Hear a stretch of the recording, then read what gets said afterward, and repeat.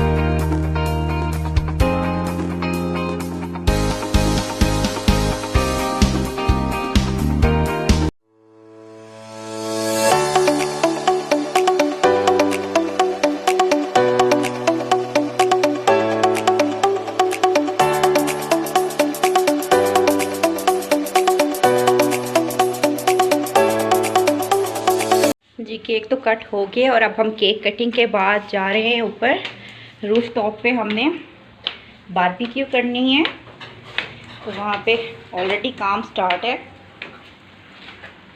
ये देखें ज़बरदस्त से टिक्के लग रहे हैं और मौसम भी बहुत ही ज़्यादा प्यारा है। इट्स रेनिंग इन इस्लामाबाद। वाह ज़बरदस्त।